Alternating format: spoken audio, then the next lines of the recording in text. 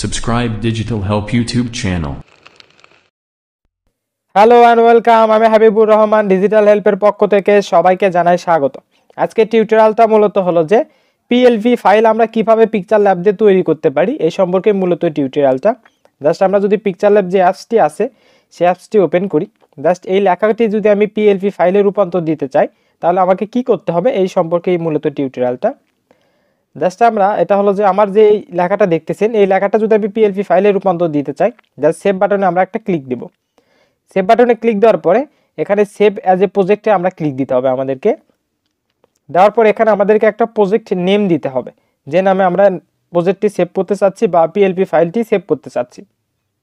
Just এখানে যদি আমি আমার ডিজিটাল হেল্প যদি লিখি, আর আপনি আমার ইউটিউব চ্যানেলে নতুন হয়ে থাকলে অবশ্যই আমার ইউটিউব চ্যানেলটি সাবস্ক্রাইব করবেন, পাশে থাকা বেল আইকন বাজিয়ে আমার সাথেই থাকবেন নতুন আপডেটের জন্য করে। জাস্ট ডিজিটাল হেল্প লিখলাম আমি, নামটি লেখার পরে ওকেতে আমরা একটা ক্লিক দিই। ক্লিক দেওয়ার পরে এখন আমাদের কাজটা মোটামুটি সম্পূর্ণ হয়নি। জাস্ট এই যে সাইডে থিয়েটার একটা ক্লিক দিবেন, দেওয়ার পরে এখানে লেখা আছে দেখবেন ওপেন পিএলপি ফাইল। জাস্ট সেখানে আমাদেরকে এখন একটা ক্লিক দিতে হবে। জাস্ট এখানে একটা ক্লিক দেওয়ার পরে এরকম ইন্টারফেস চলে আসবে। তারপরে আমরা এখনই যে পিএলপি ফাইলটা ক্রিয়েট করলাম জাস্ট এখানে শেয়ার বাটনে একটা আমাদেরকে ক্লিক দিতে হবে। জাস্ট এখানে একটা ক্লিক দেওয়ার পরে আমাদের যেই পিএলপি ফাইলটি ছিল সেই ফাইলটি কিন্তু এখন ক্রিয়েট হয়ে গেছে। এখন আমরা হলো যেটা যে কোনো জায়গায় শেয়ার করতে পারবো। এখন যদি একটু আপনাদেরকে আমি দেখাই যে আমি যে পিএলপি ফাইলটি ক্রিয়েট করলাম সেই ফাইলটি আমার কোন ফোল্ডারে গেল এবং সেটা আমরা কিভাবে ইউজ করতে পারি। জাস্ট আপনারা আপনাদের মেমোরিতে চলে যাবেন, যাওয়ার পরে আপনাদের পিকচার ল্যাব নামে একটা ফোল্ডার ক্রিয়েট আছে দেখবেন। জাস্ট আমি যদি আপনাদেরকে একটু দেখাই তাহলে আপনারা বুঝতে একটু সুবিধা হবে আপনাদের। জাস্ট আমাদের ইন্টারনাল স্টোরেজে চলে আসবেন, আসার পরে একটু স্ক্রল ডাউন করবেন। এখানে যে পিকচার ল্যাব অ্যাপসটি আছে মানে ফোল্ডার আছে, সেই ফোল্ডারে যাওয়ার পরে একটু স্ক্রল ডাউন করবেন, করার পরে এখানে দেখবেন যে নামটিতে আমরা সেভ করছি সেই নামটি দিয়ে এখানে একটা পিএলপি ফাইল কিন্তু ক্রিয়েট হয়ে গেছে।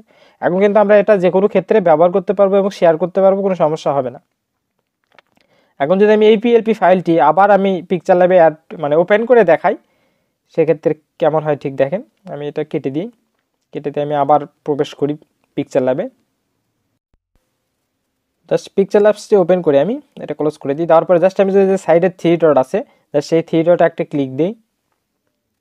সিম্পল একটা ক্লিক দেওয়ার পরে এখান থেকে আমি ওপেন পিএলপি ফাইলে যদি একটা ক্লিক দিই,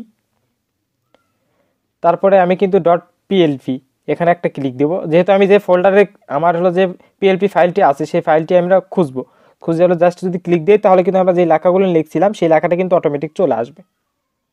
জাস্ট এই ফাইলটা খুঁজে বের করি।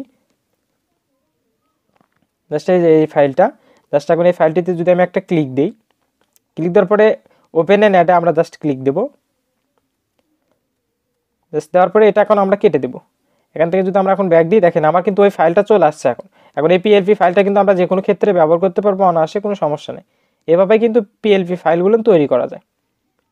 আমার টিউটোরিয়ালটা যদি আপনার ভালো লেগে থাকে তাহলে অবশ্যই আমার ইউটিউব চ্যানেলটি সাবস্ক্রাইব করবেন, পাশে থাকা বেল আইকন বাজিয়ে আমার সাথেই থাকবেন নতুন আপডেটের জন্য করে। আর আমার টিউটোরিয়ালটি সম্পূর্ণ দেখার জন্য আপনাকে ধন্যবাদ।